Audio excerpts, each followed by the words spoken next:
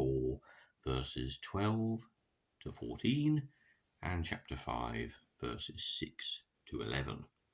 A letter from Peter to Christians dispersed throughout Asia Minor, who were all sharing in a similar sense of persecution and suffering because of their faith. It's a letter of encouragement, and that's the context within which Peter writes.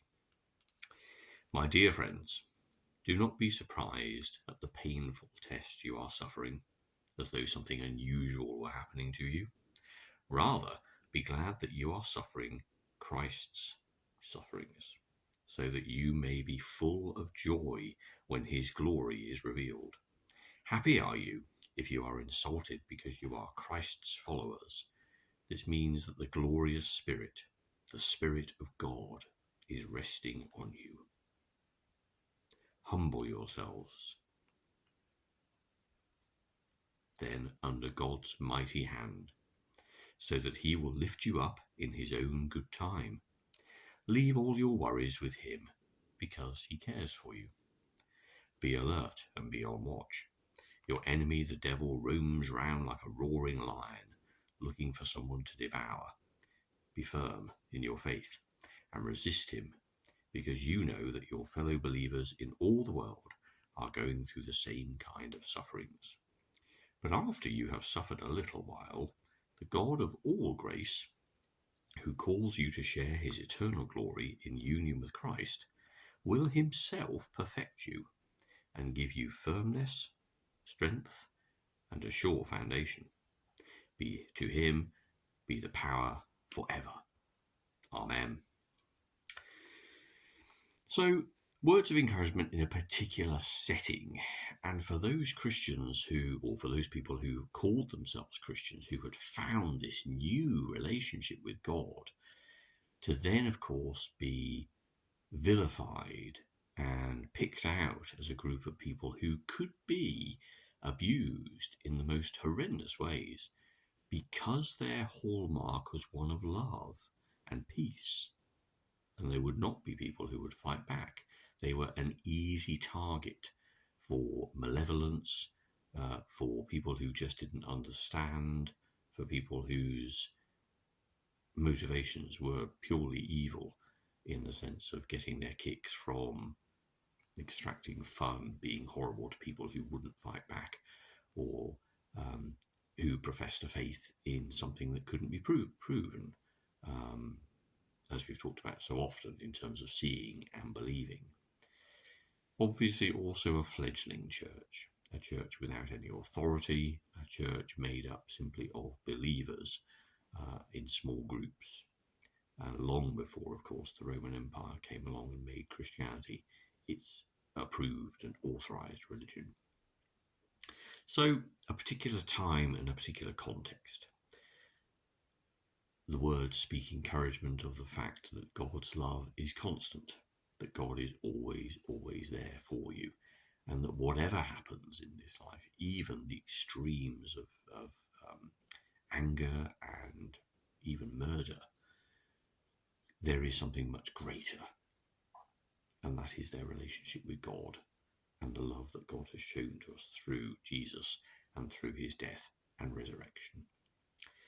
Christ modelled that way of behaving, going to his own death at the hands of people whose motivation was simply one of misunderstanding, of hatred, of fear, and of injured pride.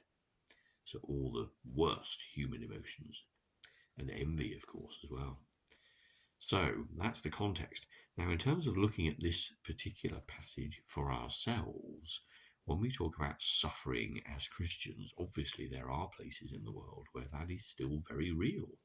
And there are people who physically are in fear of their lives, in fear of reprisals or attacks or even murder, if they were to proclaim themselves openly as Christians. So to have their understanding of their relationship with God and to need to keep it hidden from certain other people for fear of their own lives, that is still a true thing, inevitably, because there will always be people like us who have that fear of something different, who want to be angry and violent towards people who are different from us. That is a very human emotion, and that's very much what we think about in terms of the devil roaming like a roaring lion. There is that within all of us, that ability to be evil to one another because of so many different ways of motivation. But for those of us in the West for whom Christianity is not a badge that is going to attract active violence, whilst it might attract a certain amount of derision or indeed a negative comment, it's a very different situation, isn't it? And I think suffering in this context is a little harder to grasp. And sometimes when you hear Christians talk about their sufferings, it may well be also because of the way in which they hold their faith.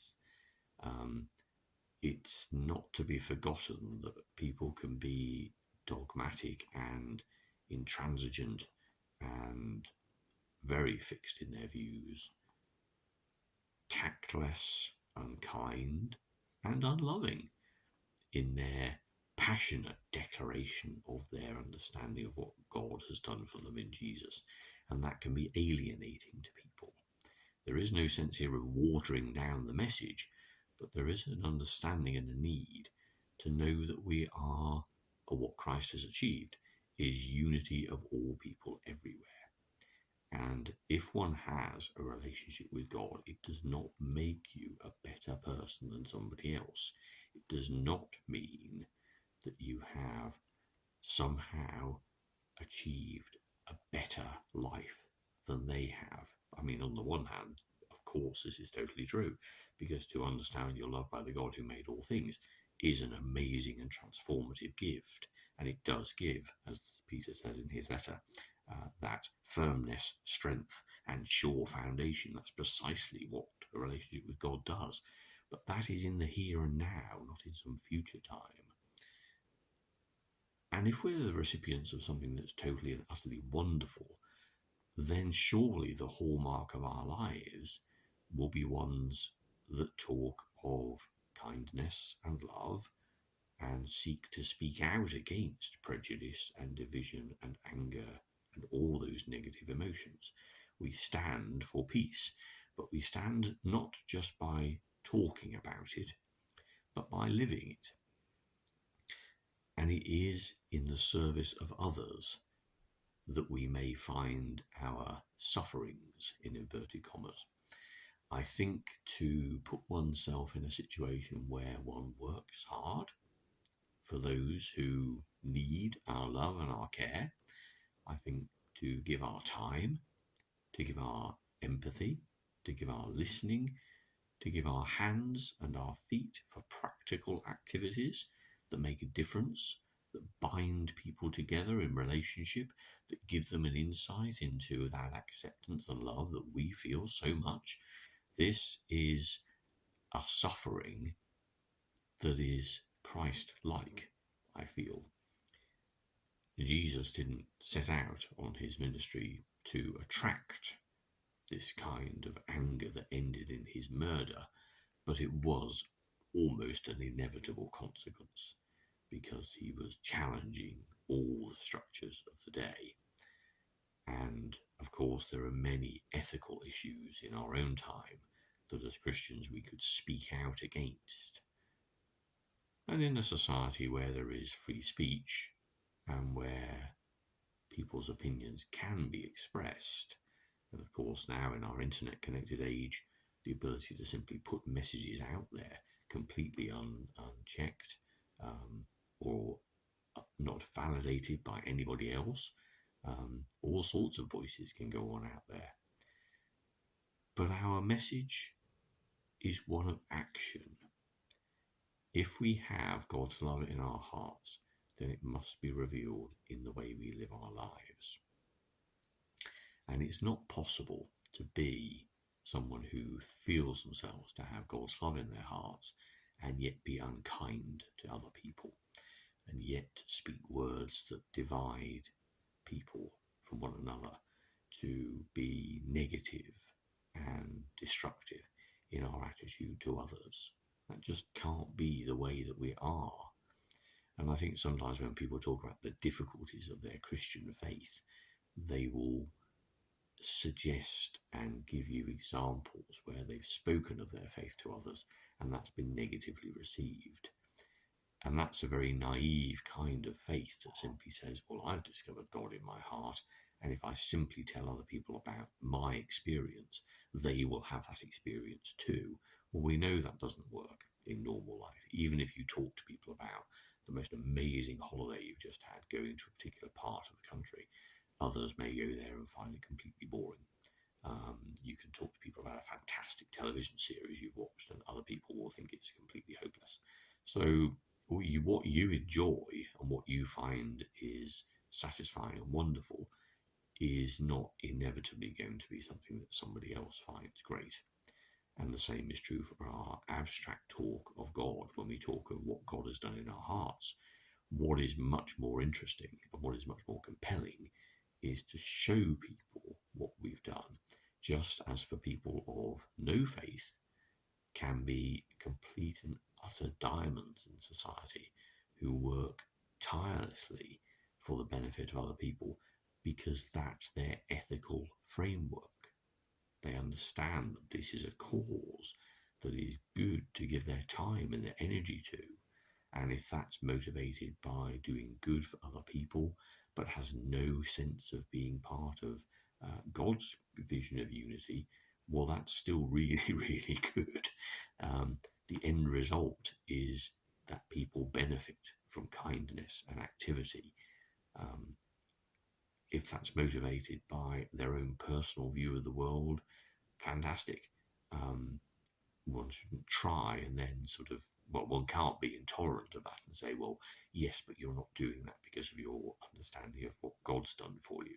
That's very much like the opposition that Jesus himself faced by the religious authorities.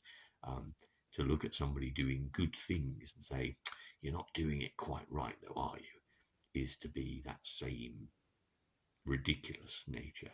We need to be people who take part with others in bringing joy and love to other people in need where they are. And if our motivation comes from God, and if we are asked and we share with others that that's why we do it, then that is good ministry and that is a life worth living in our particular context, given the fact that we're not actually being actively persecuted for our faith.